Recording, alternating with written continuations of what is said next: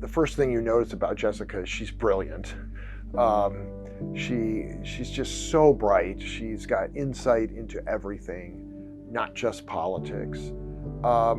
She's personable. She comes across as a person you would like to get to know. When you first meet her, you don't realize how much confidence she has because she's a very humble person. And I quickly found out in her sophomore year, she took over as the editor-in-chief of the Paladin. And I was blown away that this sophomore had the courage, the confidence to say, I know how I want this newspaper to run. I know what we need to do as a student newspaper, and you're going to get on board with this idea. And so that just, she had a lot of confidence even as a student. I thought Jessica was a very driven individual from the very beginning. She had a very clear vision about what she wanted to do, wanting to go into journalism. And I just thought that Jessica was she was very generous with her time. She also loved Furman, and that came through even then when she was a current student. She has become a rock star in her profession. I don't know if people realize she's one of the top election analysts in the country and one of only a tiny handful of women in that field. I think sometimes we don't recognize how important she's become in her field, but she's rising through the ranks rapidly.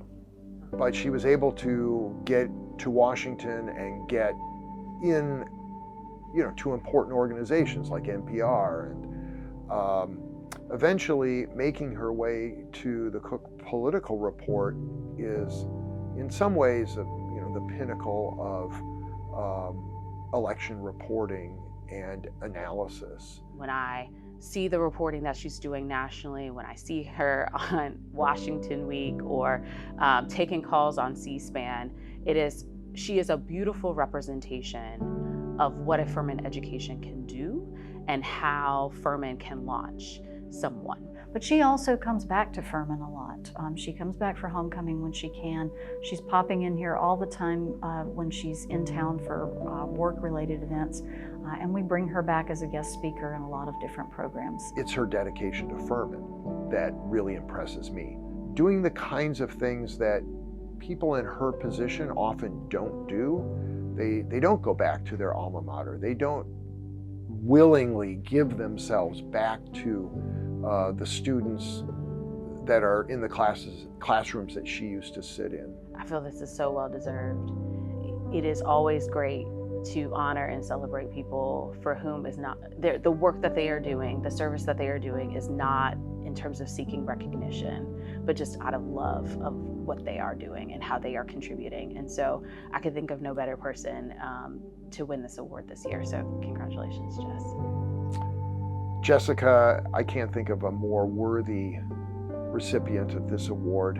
You've been such a successful person, but also a dear friend and someone who has clearly given back more than you got when you were here at Furman. So thank you and congratulations.